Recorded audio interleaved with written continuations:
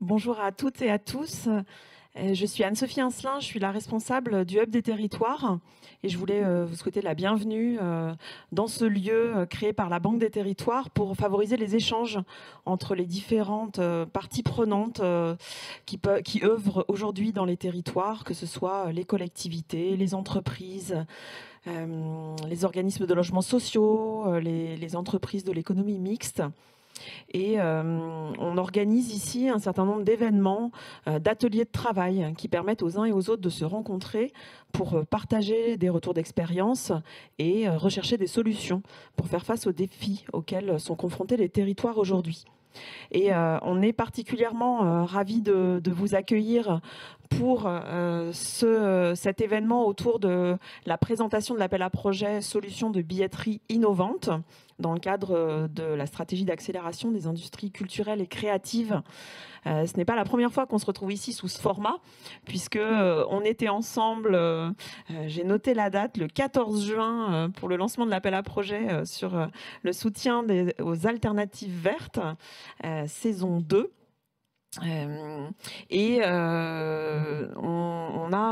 voulais vous faire part d'un certain nombre d'événements qu'on organise ici, notamment autour de la question des tiers-lieux, comment on met en place les tiers-lieux dans les territoires. Je me suis dit que c'était peut-être un sujet qui pouvait vous intéresser. On a déjà organisé des événements et je pense à un événement autour de la question du foncier, de la mobilisation du foncier pour mettre en place ces tiers-lieux. On aura un événement aussi à venir en novembre où on aura du retour d'expérience sur de l'accompagnement de dynamique entrepreneuriale pour la création de tiers-lieux culturels autour des questions écologiques. Donc si vous voulez avoir davantage d'informations sur notre programmation, je vous invite à vous inscrire à la newsletter. Et l'ensemble des événements qu'on organise ici sont disponibles en replay sur les pages du Hub des territoires sur le site de la Banque des territoires. Donc n'hésitez pas à vous y référer. Voilà, sans plus tarder, je vais laisser la parole à Inès Pia qui va nous donner un aperçu plus précis du contenu de ce temps d'échange. Bon travail.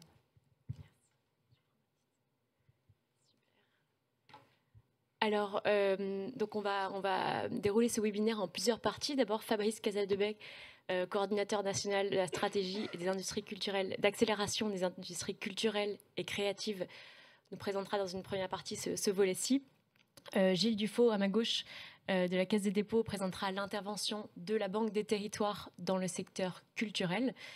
Puis Sébastien Thévenet, du ministère de la Culture, accompagné de Anne-Laure Janexec à distance, vous présenteront le volet transition numérique de la stratégie des IEC et les enjeux du secteur de la billetterie. Et on passera ensuite à des questions plus concrètes sur le dispositif en lui-même et les modalités de candidature. Et enfin, on ouvrira aux questions à la fois en ligne et en salle pour ceux qui nous ont rejoints en présentiel. Merci beaucoup. Je passe donc la parole à Fabrice. Merci Inès et merci Anne-Sophie, merci à la Banque des territoires de nous accueillir au Hub des territoires, où c'est en effet la troisième fois depuis le début de l'année qu'on vient présenter nos dispositifs, donc on devient des habitués et des fidèles. Peut-être un point d'abord de cadrage pour expliquer la partie stratégie d'accélération des industries culturelles et créatives et le volet culture de France 2030. En revenant d'abord sur les définitions, je crois que c'est toujours utile de savoir de quoi l'on parle, qu'est-ce qu'on entend par industrie culturelle et créative quand on travaille à France 2030.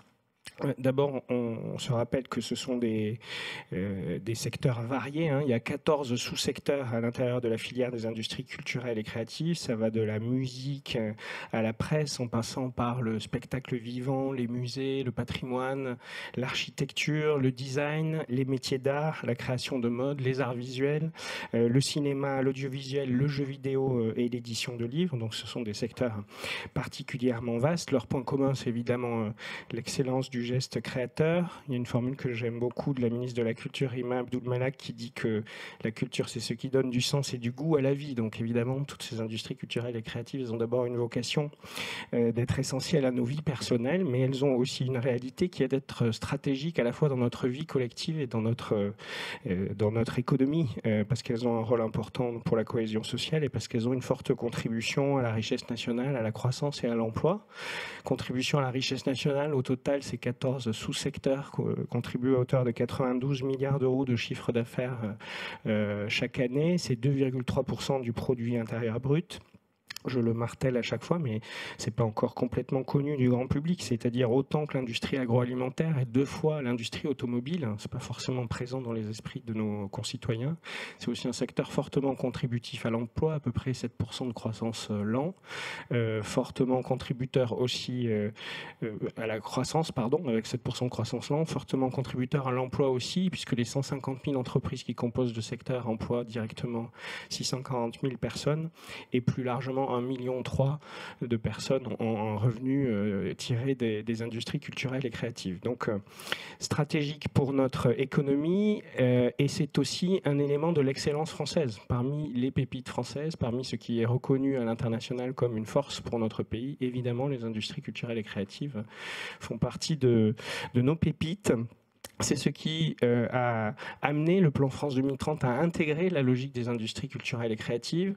France 2030, au sens large, c'est 54 milliards d'euros pour aider à projeter notre pays dans l'avenir, à l'aider à faire face aux défis des diverses transitions qu'il a affrontées. Ça concerne les fonds marins, le spatial, l'avion bas carbone, la batterie du futur, la santé numérique, l'alimentation durable.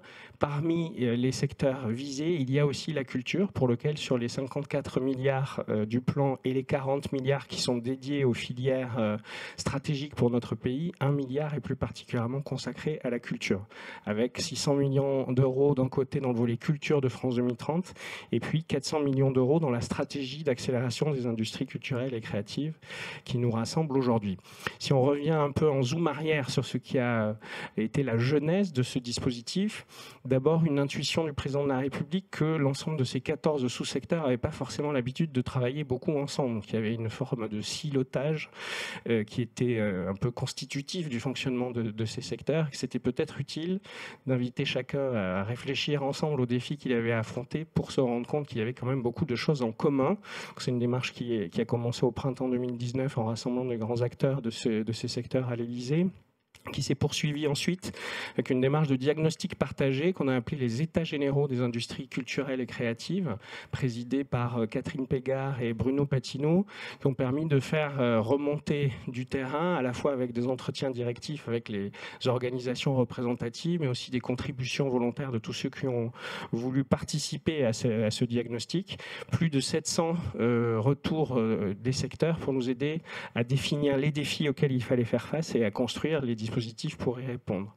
Et la stratégie, c'est une démarche interministérielle qui est évidemment pilotée directement par la Première ministre avec un service à Matignon auquel j'appartiens qui s'appelle le Secrétariat général pour l'investissement, qui est chargé d'animer cette démarche d'investissement public. Et évidemment, dans chacun des secteurs, il y a une collectivité interministérielle qui est différente, avec, bien entendu, pour les industries culturelles et créatives, une place prépondérante du ministère de la Culture qui apporte beaucoup d'input, de valeur ajoutée intellectuelle et de réflexion et de propositions sur les cahiers des charges à toute cette réflexion interministérielle. Et au sein du ministère, c'est la Direction générale des médias et des industries culturelles, la DGMIC, auquel Sébastien appartient, qui pilote et coordonne ces travaux. C'est une équipe interministérielle parce qu'outre le ministère de la Culture, il y a aussi l'économie, les finances, le ministère de l'Europe et des Affaires étrangères, le ministère de l'Enseignement supérieur et de la Recherche, le ministère de la Transition écologique, tous ceux qui, d'une manière ou d'une autre, ont affaire avec certains des items de notre stratégie qui sont autour de la table. Et on travaille aussi avec des opérateurs qui nous aident à mettre en œuvre l'ensemble de ces dispositifs pour former une forme d'équipe de France de l'accompagnement des ICC. Parmi ces opérateurs, on note BPI France qui nous accompagne dans un certain nombre de dispositifs. Évidemment, beaucoup la Banque des Territoires qui est l'acteur le plus présent dans la stratégie d'accélération. On travaille aussi avec l'IFSIC, l'Institut du financement du cinéma et des industries culturelles, Business France ou l'Institut français sur certains dispositifs. Dans les diagnostics qui étaient remontés des états généraux des industries culturelles et créatives, 4 principaux défis auxquels devait faire face le secteur. Des difficultés d'abord autour du financement. On a évoqué le caractère très atomisé du secteur, 150 000 entreprises, 640 000 emplois directs, ça fait à peine plus de 4 employés par structure. Donc on est vraiment sur une myriade de petits acteurs, avec quelques grands acteurs concentrés, mais beaucoup de petits acteurs de faible taille qui n'intéressent pas particulièrement le financement bancaire classique ou le financement en fonds propres. Donc c'est une des difficultés qu'on doit résoudre dans notre stratégie d'accélération.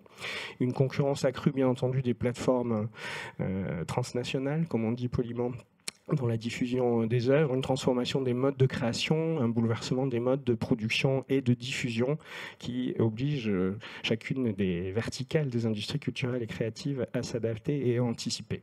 Et à partir de ce constat, une stratégie en 5 ans et en 5 axes a été développée. Elle se déploie de 2021 à 2025 et c'est 400 millions d'euros sur 5 ans avec un premier axe pour accompagner le renforcement de la solidité et de la compétitivité des entreprises. On va trouver là des mesures sur l'accompagnement de l'innovation, sur le renforcement du financement des PME culturelles avec l'IFSIC notamment.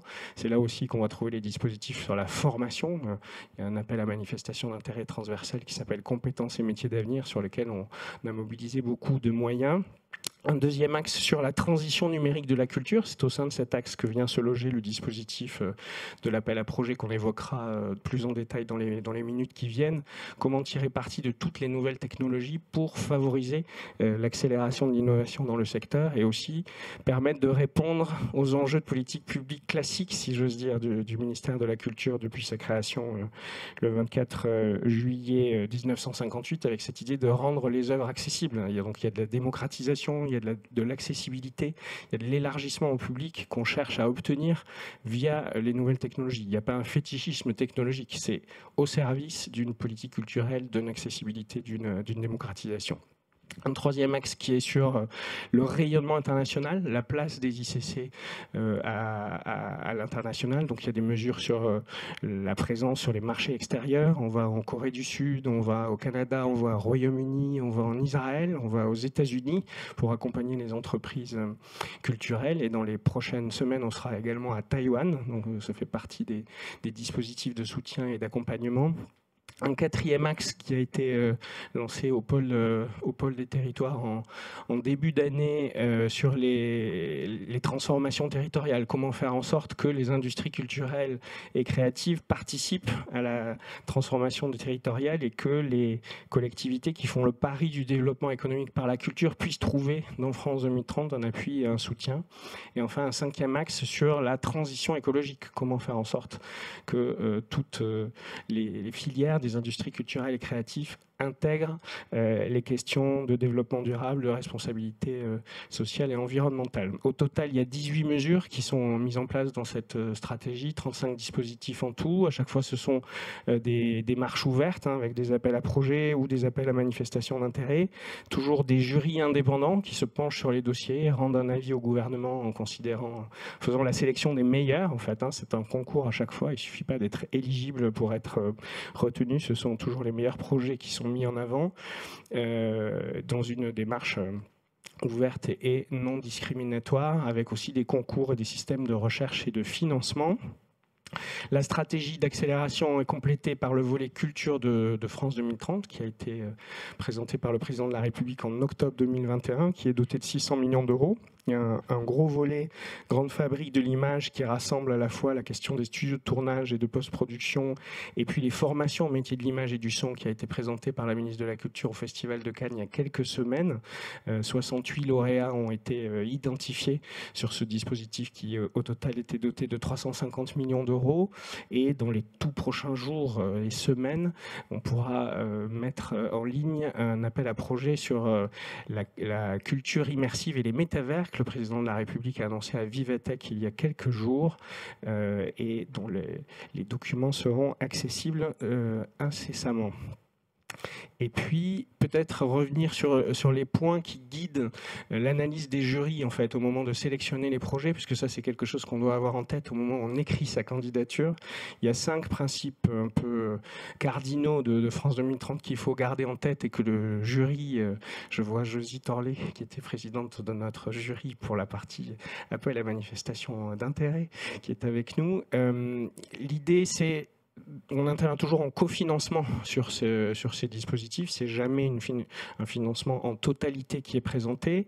Quand on dit cofinancement, ça peut être cofinancement public ou cofinancement privé. Ça peut être du cash ou de l'apport en industrie ou en RH. Mais en tout cas, il faut que les partenaires du projet soient suffisamment convaincus de l'intérêt du projet pour y amener des ressources diverses et nous le démontrent. C'est toujours un élément que le jury intègre comme j'ai convaincu, j'ai su convaincre autour de moi un premier niveau de partenaire. On n'intervient ensuite que sur des projets innovants et pas juste de l'amélioration incrémentale. Il faut qu'il y ait une contribution à la transformation de la filière, que le projet puisse changer la donne. On intervient en amorçage, c'est-à-dire on n'est pas là pour apporter des subventions régulières, annuelles de fonctionnement. On va accompagner le projet dans sa première phase, dans les quelques années de son lancement, et il faut dès l'origine réfléchir à la suite du financement, aux comoteurs de fusée qui succéderont au premier étage de la fusée France 2030, une fois que le financement public France 2030 ne sera plus là. On n'accompagne pas le fonctionnement classique des établissements, mais véritablement des démarches de projets qui sont menées par les entreprises ou les établissements publics. Et enfin, je l'ai déjà un peu abordé, on est toujours sur une démarche qui assume d'être sélective et ambitieuse. C'est un concours. Le taux global de sélection est assez drastique. Depuis 1 an et demi qu'on a lancé les dispositifs, il y a 19 dispositifs qui ont été lancés, il y a plus de 1000 candidatures qui ont été reçues, et on a un peu plus de 300 lauréats. Donc vous avez déjà une idée du niveau de sélection global qui est assez drastique. Et on a à date 620 millions d'euros de crédits qui ont d'ores et déjà été activés. Et dans les prochaines semaines, avec notamment certains des dispositifs que j'ai cités précédemment, on devrait passer à 25 dispositifs lancés et 770 millions d'euros de crédits activés. La ministre de la Culture et le secrétaire général pour l'investissement ont rassemblé d'ailleurs pas très loin d'ici à l'amphithéâtre de l'Opéra Bastille les différents lauréats de cette première année de France 2030 Culture. On a vu beaucoup de volonté de continuer à travailler ensemble, encore plus qu'aujourd'hui. Et donc cet élan, on le perçoit. J'espère que vous le percevez aussi chacun dans vos domaines. L'ensemble des éléments sont synthétisés ou à ce QR code ou sur le lien culture.gouv.fr/stratégie-ICC où vous pouvez retrouver l'ensemble de nos dispositifs. Et je passe la parole à Gilles Dufaux de la Caisse pour nous expliquer le fonctionnement, enfin la contribution de la Banque des Territoires aux différents dispositifs culture des investissements d'avenir et de France 2030 aujourd'hui. Merci Fabrice. Alors, on va essayer d'aller assez rapidement parce que ce n'est pas le fond de la présentation d'aujourd'hui. La Caisse des dépôts, c'est une maison assez ancienne puisqu'elle a plus de 200 ans d'histoire et sa mission principale, en fait, c'est d'utiliser l'épargne des Français pour contribuer à l'aménagement du territoire au sens très large du terme. Comme vous le voyez, notre ambition, c'est de lutter contre les fractures territoriales et les inégalités sociales en tout point du territoire. Ça inclut effectivement, par ailleurs, les territoires d'outre-mer. Et nous sommes dans une dynamique en fait pour apporter des solutions sur mesure à nos clients que sont les collectivités locales, les entreprises publiques locales, les organismes de logement social et enfin les professions juridiques, ainsi qu'un certain nombre d'acteurs de l'économie. La Caisse des dépôts est un opérateur historique du programme d'investissement d'avenir, donc est un nom qui avait été imaginé il y a bientôt 15 ans. Nous opérons effectivement sur l'ensemble des montants que Fabrice a indiqué 13 milliards d'euros pour 35 actions et nous sommes effectivement impliqués dans le volet culture de France 2030 sur les industries culturelles et créatives. Alors juste un petit retour en arrière, ça a commencé en 2010 avec un premier programme qui s'appelait Services et contenus numériques innovants qui faisait de l'apport en marginalement en fonds propres, mais surtout en subventions et en prêts. On a aidé à l'époque la Réunion des musées nationaux, le Centre Pompidou, la société Gaumont, la société Le Meilleur du Cinéma qui édite la plateforme de VOD Universiné. Le deuxième programme d'investissement d'avenir qui était en 2014 n'incluait pas de volet culture parce qu'il y avait encore des fonds qui restaient du programme de 2010. En 2017, on a lancé un programme qui s'appelle Culture, Patrimoine et Numérique, qui a été récemment réactivé, qui est un programme d'apport en fonds propres pour développer des startups, mais surtout des filiales d'établissements publics. Dans ce cadre, on est intervenu auprès de l'IRCAM pour IRCAM Amplify, de la Philharmonie de Paris pour la Philharmonie des enfants et quelques autres établissements. Grand Palais Immersif, qui est de l'autre côté de la Seine, à l'Opéra Bastille, qui est une filiale de la Réunion des musées nationaux. Et depuis 2021, nous opérons avec les autres acteurs le 4e programme d'investissement d'avenir. En septembre 2021, on a lancé effectivement 4 programmes, dont la première phase de l'appel à projet qui nous réunit aujourd'hui. En ce moment, effectivement, nous avons 3 dispositifs actifs. L'appel à projet Alternative Verte qui a été présenté donc, il y a une dizaine de jours et qui est ouvert jusqu'à fin septembre. Un deuxième dispositif qui est un appel à manifestation d'intérêt pour des pôles territoriaux d'industrie culturelle et créative. C'est un dispositif qui est dans cette phase d'AMI pour l'instant clos. Nous sommes en train d'étudier les dossiers. Nous avons eu la réunion du comité de sélection cette semaine pour préparer les auditions des porteurs de projets. Et le sujet qui nous rassemble aujourd'hui, qui est l'appel à projet, solution de billetterie innovante. Et je passe la parole à Sébastien, qui va vous en dire un peu plus sur l'axe numérique de la stratégie d'accélération pour les ICC. Merci beaucoup. Donc on va vous faire cette présentation à 2 voix, puisqu'à distance, normalement, Anne-Laure Janzek du service du numérique du ministère de la Culture va pouvoir présenter cela avec moi. Donc, on va passer assez rapidement sur cette partie, mais l'idée, c'était de vous dire qu'on s'inscrit dans cet axe numérique de la stratégie d'accélération des industries culturelles et créatives, qui nous a permis de constater qu'il y avait un certain nombre de bouleversements qui étaient générés par cette transition numérique. L'accès à de nouveaux outils de création en environnement numérique, des modèles d'affaires transformés, une diversité d'offres inédites et en même temps, paradoxalement, une concentration de l'accès sur un nombre réduit de plateformes, l'apparition de nouveaux usages et en même temps un risque d'enfermement algorithmique généré par ces nouvelles plateformes. Et de façon plus transversale, ce à quoi nous devons être toujours attentifs, un impact environnemental généré par la numérisation de ces activités. Tout ça s'inscrit dans un enjeu assez large que le président de la République a mis en avant au moment de lancer ce volet culture de France 2030, qui est l'enjeu de souveraineté technologique et culturelle.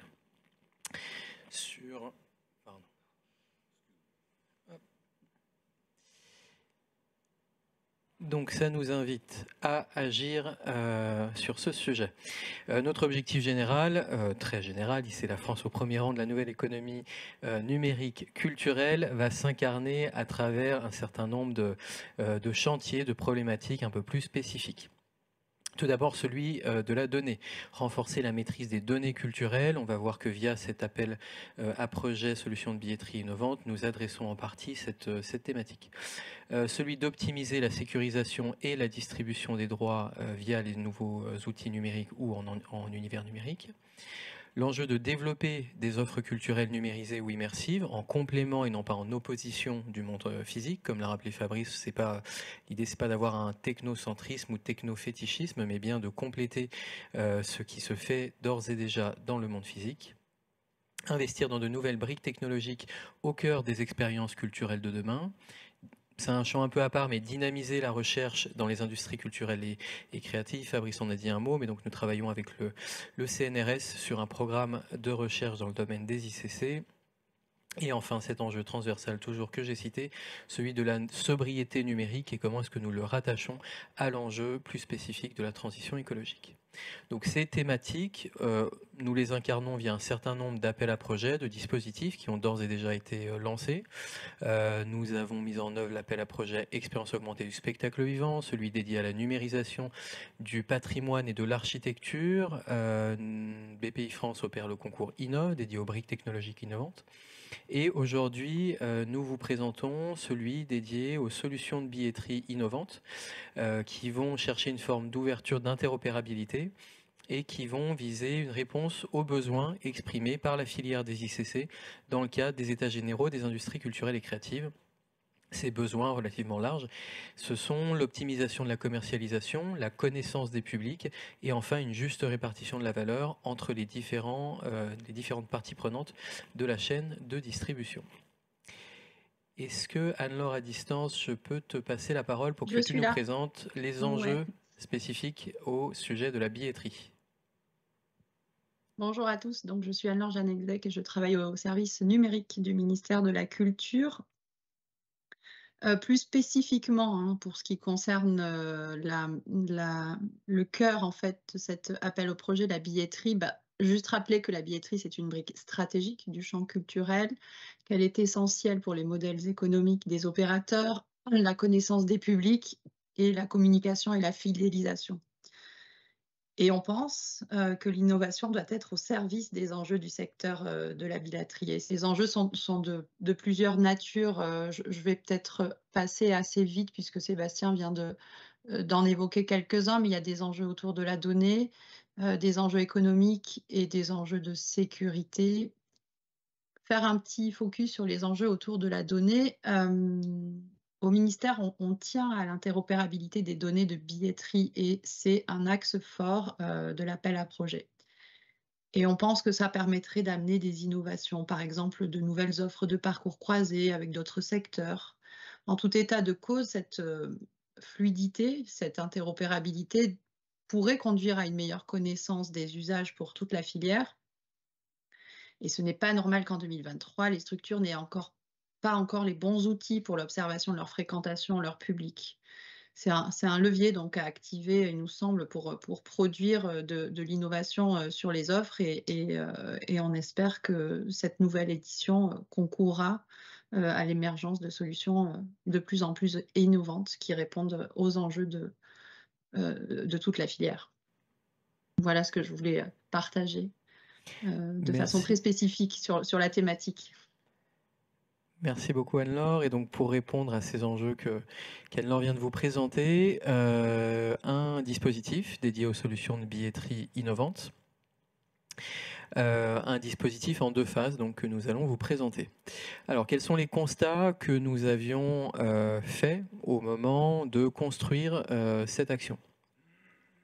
Tout d'abord, une question de propriété, de potentiel économique des données, qui est parfois pas encore suffisamment exploité. Le fait que les billetteries représentent un intermédiaire entre consommateurs et offres culturelles, et donc à ce titre, des modules, des solutions, une interface qui occupe aujourd'hui une place stratégique. Des maturités variées en matière de système de billetterie. Anne-Laure l'a mise en avant. Aujourd'hui, on a des acteurs qui doivent faire un effort de rattrapage pour s'aligner sur les meilleures pratiques et d'autres qui ont d'ores et déjà su développer des solutions particulièrement innovantes. Et enfin, un manque de solutions propres et des enjeux de visibilité propres pour les producteurs d'offres culturelles qui n'ont pas accès encore aujourd'hui soit à des solutions qui leur sont dédiées, soit à des solutions mutualisées qui leur permettent de s'emparer pleinement de ces sujets. Notre objectif dans ce dispositif, premier d'entre eux, réaligner les intérêts des acteurs en incitant à une coopération fructueuse. Qu'est-ce que l'on veut dire par là? L'idée, c'est de faire en sorte que les acteurs qui portent à proprement parler des solutions de billetterie partagent leurs intérêts avec les institutions culturelles, essayer de favoriser les liens de partenariat, essayer de favoriser les projets en co-construction pour s'assurer que tous les acteurs sont alignés sur un même intérêt. Innover dans le champ des billetteries et de la commercialisation des offres culturelles, ça c'est un objectif un peu plus transversal propre à France 2030, mais nous sommes systématiquement dans des projets d'innovation. On essaye de faire émerger, de faire advenir les solutions qui demain pourront se révéler particulièrement pertinentes pour l'économie culturelle. Améliorer les services proposés aux consommateurs. L'idée, c'est de toujours penser en fonction de l'acheteur final, de l'usager qui va entrer en contact avec l'œuvre, avec le contenu, avec l'offre culturelle, et donc lui proposer les meilleurs services possibles. Répondre aux besoins des producteurs d'offres culturelles, on en a parlé, donc s'assurer que les institutions disposent bien de tous les outils nécessaires pour commercialiser leur offre, pouvoir connaître leur public, valoriser les données, générer de nouveaux services. Encourager des démarches d'interopérabilité et de standardisation des données, donc dans la mesure du possible faire en sorte que les offres puissent s'interconnecter et que nous n'ayons pas des systèmes qui empêcheraient la libre circulation des données. Et enfin, dans un contexte d'hyper-concurrence internationale, favoriser l'émergence d'entreprises françaises de billetterie compétitives sur le marché mondial. Et donc, pour répondre à ces objectifs, un dispositif en 2 phases. Donc, une première que nous avions lancée avec la Banque des Territoires à l'automne 21, qui était un appel à manifestation d'intérêt. Donc l'idée, c'était de tester l'appétence des acteurs culturels pour ces solutions, de s'assurer qu'il y avait des acteurs technologiques susceptibles de répondre à un appel à candidature de ce type. Et donc nous avons mis à leur disposition 1 million d'euros de crédits d'ingénierie afin de les aider à structurer des initiatives émergentes. Et puis aujourd'hui, nous passons à cette seconde phase, cette phase d'appel à projet, qui va permettre de financer le déploiement des projets qui répondront le mieux aux besoins des acteurs culturels et du marché. On précise d'ores et déjà qu'une structure qui n'a pas été candidate et qui n'est pas lauréat de la première phase d'appel à manifestation d'intérêt peut tout à fait candidater dans le cadre de cet appel à projet. Donc au total, c'est un budget de 10 millions d'euros qui est consacré à ce dispositif. On a un petit problème d'écran. Voilà. Pour vous donner des informations qui vont vous permettre de candidater pour cette phase 2, un rapide retour sur cette phase 1. Quelles sont les candidatures, les enseignements que nous avons observés, identifiés? Donc au-delà de la dimension un peu volume, 43 candidatures, 13 projets lauréats, près d'1 million d'euros distribués. Je vais repasser la parole à Anne-Laure Janzek qui va vous présenter un peu les enseignements plus qualitatifs que l'on a pu tirer de cette première phase. Ouais. Merci Sébastien. Au-delà des chiffres qui vous sont présentés et que je vous recommande de consulter directement sur le diaporama, moi je voudrais revenir sur un peu les types d'innovations qui se sont présentés lors de l'AMI et je dirais plus exactement des améliorations. Il n'y a pas eu grand-chose de disruptif de notre point de vue, mais quand même, il y a eu des éléments intéressants. Et n'oublions pas quand même que nous étions en 2021, post-crise Covid, avec des enjeux autres sans doute que de travailler sur des choses un peu innovantes, disruptives pour la filière des ICC. Donc, moi, je dirais qu'on a eu des améliorations qui sont significatives pour le secteur, des améliorations d'usage, comme par exemple des dossiers qui présentaient des projets de yield management, de gestion d'affluence de sites, ou encore des améliorations pour l'horodatage des billets. Des améliorations plus sectorielles avec des projets dédiés aux problématiques spécifiques des théâtres ou du cinéma. Enfin, c'est voilà, très sectoriel par domaine. Et des dossiers pour l'amélioration de la connaissance des publics et des usages avec des projets autour de l'interopérabilité et quelques projets proposant des solutions pour produire des expériences croisées, tourisme, patrimoine. Ça, c'est un peu la typologie la nature en fait des dossiers. Il me semble qu'on a quand même eu quelques candidatures innovantes, notamment un qui présentait une utilisation de la technologie blockchain. Mais dans la valeur essentielle, c'était l'innovation d'usage héritée de la culture de la blockchain, cette culture qui s'est quand même un peu emparée d'une partie de la jeune génération de technophiles, adeptes de l'esprit de communauté, de l'identité pseudonymisée, etc. Et en fait, les porteurs de projets on proposait un service de billetterie en NFT qui permet d'accéder à des expériences d'exposition avec un lien plus direct avec les artistes. Par exemple, un jeton NFT qui donne droit de liker une œuvre in situ et le montant de la billetterie est ensuite réparti entre des artistes en fonction de la popularité exprimée par le public. Donc c'est quelque chose d'assez marginal, c'est pointu, mais intéressant et assez innovant. On pourrait imaginer encore bien d'autres innovations à partir de cette technologie. Là s'affiche la liste des lauréats de la phase 1 avec quand même des résultats très prometteurs. Je vous laisse lire la liste des lauréats. Merci beaucoup Anne-Laure. Et donc maintenant qu'on vous a présenté ces enseignements, on va passer à donc la deuxième phase de ce dispositif, l'appel à projet qui va permettre le financement du déploiement des solutions de billetterie. Et je repasse la parole à Inès Pia de la Banque des Territoires qui va vous présenter les critères de sélection, les modalités de candidature, les modalités de soutien. Merci Sébastien pour cette présentation. Donc on passe au très pratique. D'abord la date limite de candidature. Vous avez jusqu'au 29 septembre 2023 à 17h heure de Paris, je précise, pour postuler. Passons d'abord aux bénéficiaires. Qui est concerné par cet appel à projet? Donc tous les secteurs des ICC sont concernés. Tous les types d'acteurs également, donc que ce soit des fondations, des associations, des entreprises, des collectivités locales ou bien des établissements publics ou privés.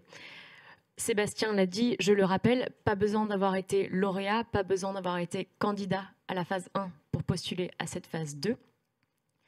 Et je vous indique également que vous pouvez postuler seul ou bien à plusieurs en consortium.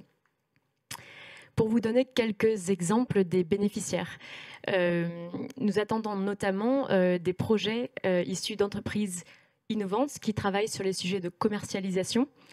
Quelques exemples, ça peut être la commercialisation de billetterie, d'algorithmes de recommandation, de solutions d'interfaçage, etc.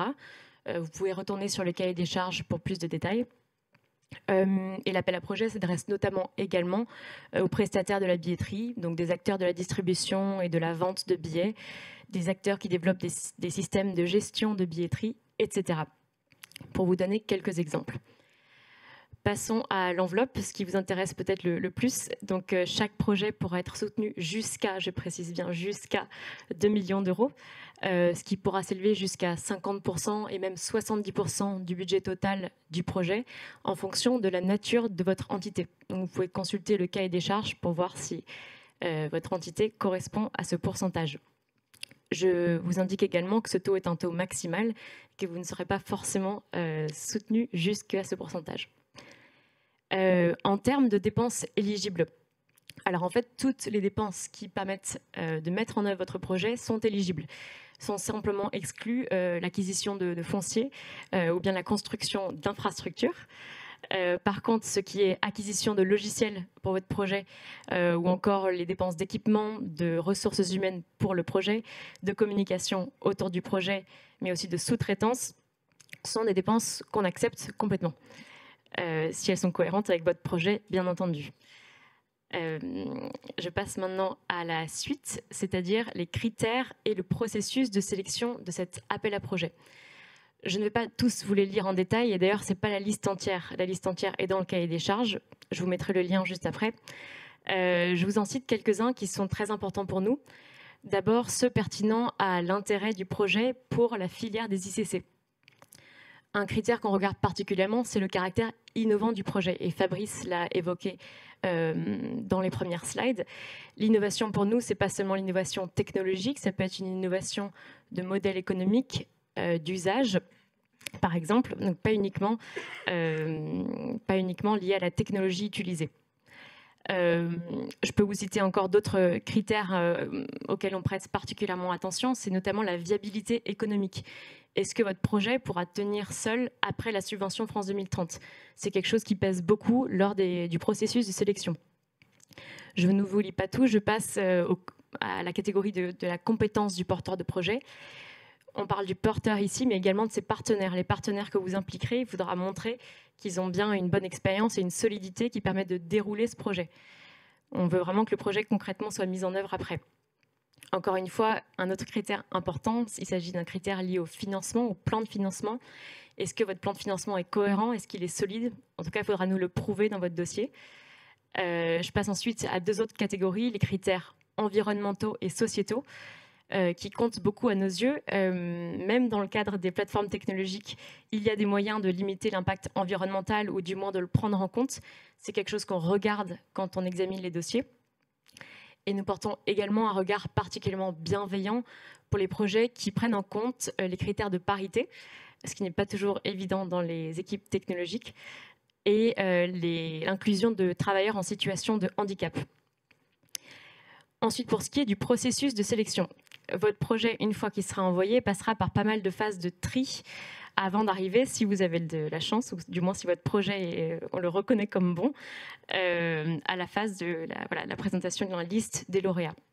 Donc d'abord, votre projet, il est instruit par la Caisse des dépôts. Il est analysé en lien avec le ministère de la Culture. Merci Gilles. Il est analysé par donc la Caisse des dépôts en appui avec le ministère de la Culture et le Secrétariat général pour l'investissement. Il passe ensuite, s'il passe cette phase-là, en comité de sélection. Les comités de sélection, il est important de le rappeler, ils sont animés par des experts indépendants qui sont experts du secteur en question. Donc ici, la billetterie. Si le projet est considéré comme ayant passé suffisamment rempli suffisamment les critères, il passe alors sur la liste des lauréats qui est soumise au cabinet de la Première ministre. Suite à ça, la liste des lauréats est publiée et sera lieu au printemps 2024 pour le cas de cet appel à projet. Maintenant, les modalités pratico-pratiques, où est-ce que vous devez déposer votre dossier? C'est sur la plateforme Huggle. Je vous mettrai un QR code et un lien sur la slide d'après. Il faudra vous créer un compte et consulter très attentivement le cahier des charges qui est sur la plateforme. Ce cahier des charges, on le regarde de A à Z dans tout le processus. C'est très important de le lire en détail. C'est pas là pour faire beau, c'est les critères auxquels on se réfère pour analyser votre candidature. Il faudra aussi compléter les aspects administratifs de votre candidature, donc télécharger le dossier de candidature et les annexes et les téléverser. Tout ça avant le 29 septembre, en sachant que vous pouvez revenir sur votre dossier avant le 29 septembre si quelque chose a changé ou quelque chose doit être modifié. Oui, c'est français. Huggle est une plateforme française, hébergée en France. Si vous avez des questions très spécifiques, je vous indique 2 adresses mail ici. La première renvoie à l'ensemble de l'équipe du pôle culture de la Caisse des dépôts. La deuxième, c'est la mienne. Et je vous ai également créé un QR code où vous pourrez accéder à l'ensemble des éléments pertinents dans le cadre de votre candidature. Donc la plateforme de candidature, une foire aux questions qu'on a créée spécifiquement pour cette mesure, qu'on a rédigée au sein de la Caisse en lien avec le ministère et le SGPI. C'est des réponses précises autour de cet appel à projet. Donc si vous n'y trouvez pas la réponse, vous pouvez nous contacter, mais elle est très riche, je vous invite vraiment à la consulter. Dans ce lien, vous trouverez également le cahier des charges, qui est très important, comme je vous le disais, et le replay de ce webinaire au cas où. Maintenant, on va passer à la phase de questions, à la fois en salle et en ligne. Voilà, je vous invite à les poser. On reportera celles en ligne également, donc n'hésitez pas.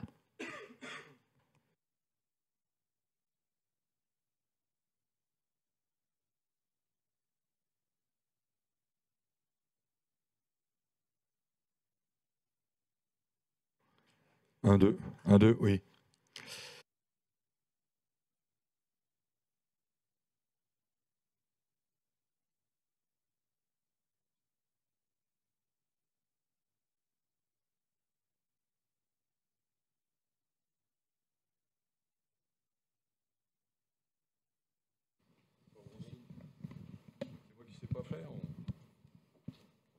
Un, deux, ah, c'est quand même mieux.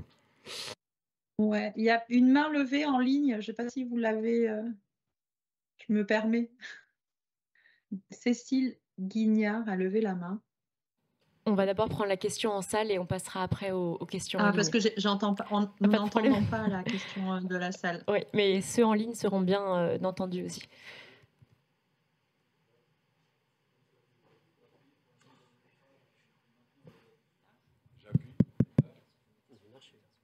Et je mets le bout. Ah, j'appuie plus. Ah, j'appuie plus. Ok, donc Philippe Rousselet, président de la société Otipas. J'en profite, Anne-Laure doit pouvoir m'aider. Il y avait en parallèle un projet qui s'appelait billetterie interconnectée pendant quelques mois sur lequel on a travaillé. Ce projet qui pourrait... c'était une recherche d'opérateurs, si j'ai bien compris, plutôt que de solutions. Mais quand même, par rapport à ce que vous êtes en train de faire, je trouve qu'il y avait une certaine confusion. Est-ce qu'il est, il est maintenu, abandonné, ce projet? Alors, c'est un projet sur lequel on n'a pas eu l'occasion ni vocation à communiquer, hein, mais pour information, l'appel d'offres a été déclaré infructueux, c'est très officiel, et donc ça, je pense que ça répond à cette question. Oui, oui. On va prendre l'appel à concession. Pardon. On va prendre la deuxième question en salle. Bonjour, Philippe Ostet, Wart. Une question pour Sébastien. Dans votre constat, vous indiquez pas de solution propre. Donc, je voulais savoir ce que vous désignez par une solution propre et ce qui fait la propreté ou pas d'une solution. Dans le constat de départ, dans les éléments qui vous amènent à...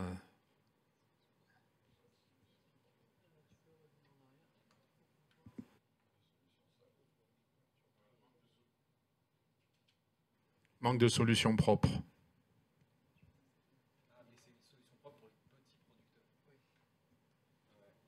Solutions appropriées, en fait, en fonction de la taille et de l'institution culturelle, vous n'avez pas exactement les mêmes besoins, pas exactement les mêmes moyens. Donc l'idée, c'est qu'il y ait des solutions qui soient appropriées en fonction du type d'institution culturelle que vous êtes et donc du type d'offre culturelle que vous allez chercher à proposer via votre billetterie.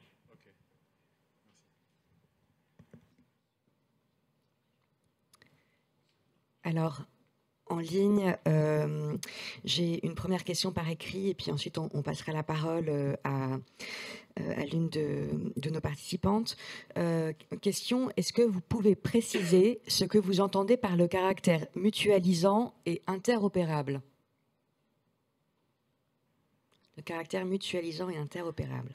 Mutualisant, l'idée, c'est de faire en sorte que différents acteurs culturels, différentes institutions culturelles puissent mutualiser la solution de billetterie qu'ils vont utiliser. Donc plus une solution est susceptible de s'adresser à un grand nombre d'acteurs culturels, plus elle va nous intéresser, puisqu'il y aura un effet de levier, c'est-à-dire en aidant une solution, on va pouvoir toucher un grand nombre d'acteurs culturels. Quant à l'interopérabilité, l'idée c'est de... Prendre. Oui, bah vas-y, alors très bien, vas-y. Si tu veux, je peux prendre, mais vas-y. Non, vas-y. Désolée de t'avoir coupé. Une solution interopérable, c'est ce qui permet quelque chose d'interopérable, en tout cas une solution, c'est ce qui lui permet d'échanger avec une autre solution. Et c'est ce qui va permettre de fluidifier les échanges entre opérateurs pour, par exemple, proposer des offres couplées avec un billet spectacle et un billet transport. Voilà, ça c'est voilà, deux solutions qui seraient interopérables permettent de parler la même langue et de s'échanger de manière fluide, en fait, des données, ce qui évite un travail en silo. Et ça apporte de la transversalité dans les échanges et il nous semble que c'est un terreau intéressant pour les innovations d'usage. On va maintenant passer à une question de Cécile Guignard, c'est ça? Oui. Qui voulait parler en direct, donc je la laisse ouvrir son micro et poser la question en direct.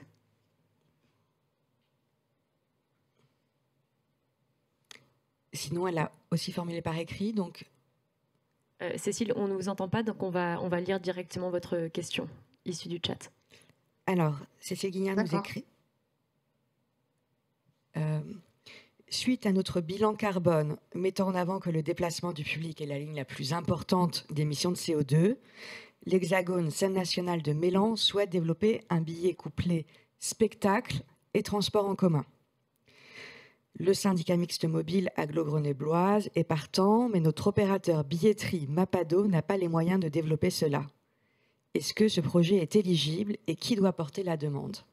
Donc une question très précise, un billet couplé spectacle transport en commun, soutien du syndicat mixte de mobilité de l'agglo grenobloise, mais l'opérateur n'a pas les moyens. Et donc pour développer ce projet, est-ce que France 2030 est le cadre dédié? Alors, qui porte le projet, peu importe. Ce qui nous importe, c'est le projet. Donc, quel que soit le porteur, bon, plus sa nature est culturelle, mieux c'est, mais c'est surtout la solution qui va nous être apportée qui va être regardée. Et quant au projet qui est là spécifiquement mentionné, alors il faudrait peut-être le décrire un peu plus précisément, mais on ne va pas financer une offre ponctuelle portée par un acteur local. L'idée, c'est de faire émerger des solutions technologiques qui ensuite vont pouvoir être répliquées ou à minima utilisées par un certain nombre d'acteurs culturels. Donc si c'est un projet vraiment ponctuel lié à une institution, on ne rentre pas vraiment dans les clous de ce qui d'habitude est soutenu par France 2030.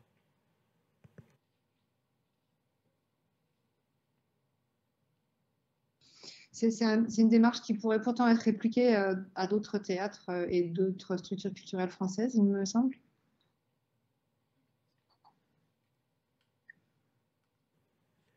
Oui, la démarche, oui, mais là, le projet que vous souhaitez déposer, si je comprends bien, c'est vraiment un projet ponctuel. Donc, il faut qu'à la fin, enfin, ça c'est propre vraiment à tous les dispositifs France 2030, il faut qu'on finance le développement d'un actif. Cet actif peut être matériel, peut être immatériel, mais il faut qu'à la fin il reste quelque chose. Donc si là c'est juste un billet couplé en tant que démarche, c'est difficile de le valoriser, donc de le prendre en considération dans les dispositifs lancés dans le cadre de France 2030. Je vais juste ajouter un petit point pour... C'était tous les spectacles de la saison, c'est-à-dire tous les spectacles de toute l'année pour plusieurs années. Je pense que pardon, c'est Gilles Dufaux, pour rebondir sur votre question et sur ce que vient de dire Sébastien, je ne connais pas aujourd'hui l'étendue en fait du nombre de clients de la société Mapado, mais si on est dans la logique de France 2030, il ne s'agit pas de développer une interface pour la seule ville de Grenoble ou l'Hexagone, mais plutôt que Mapado développe suffisamment son infrastructure logicielle pour pouvoir proposer cette solution d'interopérabilité à toutes les structures dans lesquelles sont implantées, enfin dans toutes les villes dans lesquelles sont implantées les structures de Mapado. Donc c'est pour ça que l'objet, c'est pas de développer une interface unique avec un acteur qui serait la régie des transports métropolitains de Grenoble, mais plutôt d'ouvrir d'ouvrir les données de la base de Mapado pour pouvoir être interopéré avec tout opérateur de transport qui soit sur le territoire français. Tout à fait. D'où ma question, qui porte le projet? En effet, c'était effectivement plutôt Mapado pour que ça puisse être réplicable un peu partout sur le territoire.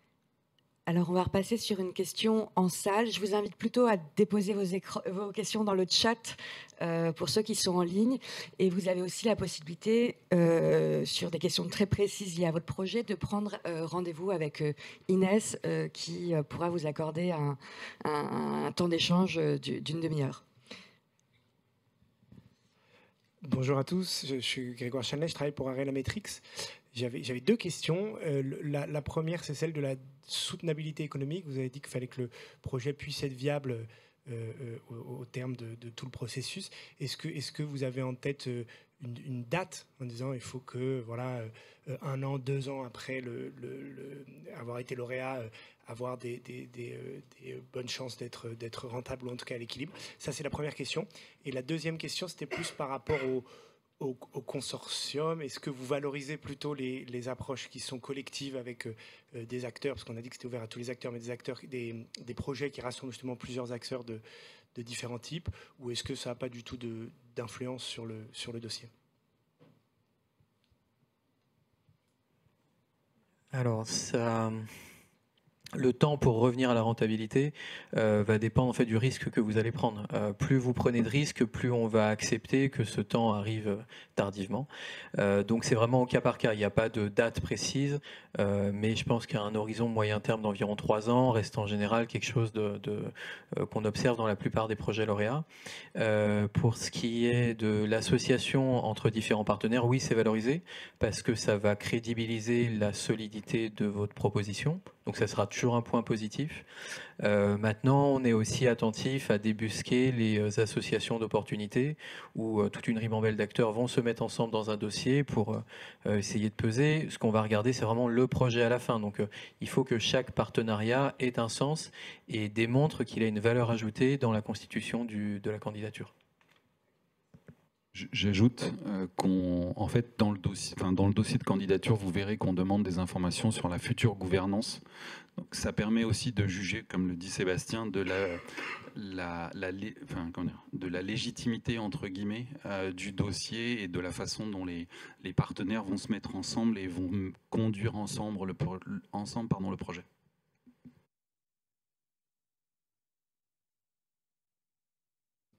Alors, on a d'autres questions dans le chat.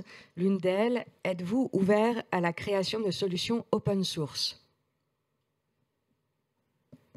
Toute démarche qui est ouverte, qui cherche à impliquer le maximum d'acteurs qui partagent ces solutions au plus grand nombre est valorisée. C'est une belle démarche, si bien sûr c'est cohérent avec votre projet.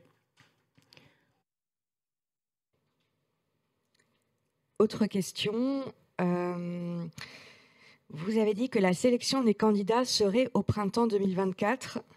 Pourriez-vous être plus précis, car nous aurions un projet pour les JO et le délai me paraît court. On n'a pas de date précise, ce sera au printemps 2024. Ça dépend des délais, différents délais de validation ministérielle. On ne peut pas vous donner de date précise à ce stade. Je continue. Une question plus donc liée vraiment à la candidature et à la plateforme Huggle.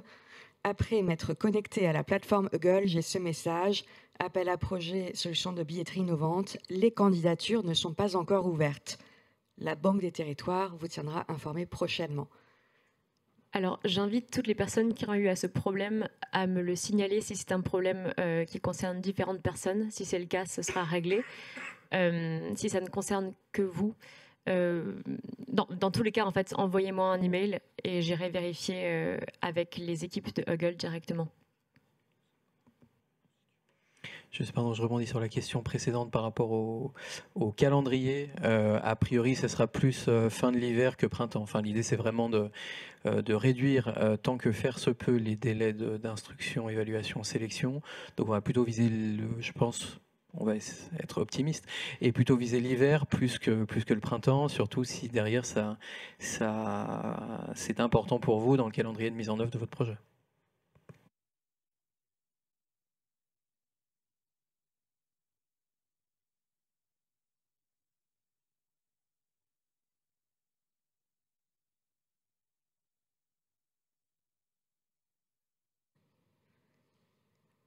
Pas de questions en ligne.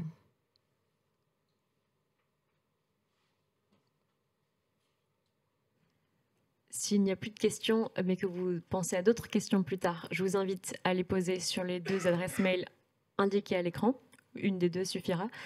Merci à tous ceux s'étant déplacés aujourd'hui en présentiel pour nous rejoindre. Merci à tous ceux qui se sont connectés en ligne. Et nous restons disponibles pour toute question et je laisse la parole à Fabrice. Oui, quelques mots de conclusion simplement. Il reste très exactement 3 mois, donc bon courage pour tous ceux qui nous présenteront de beaux dossiers. C'est la première fois que la puissance publique met autant d'argent sur ces questions de billetterie, d'innovation dans les domaines de la billetterie culturelle. Donc on compte avoir un grand nombre de beaux projets à analyser à partir de la fin septembre. Merci à tous.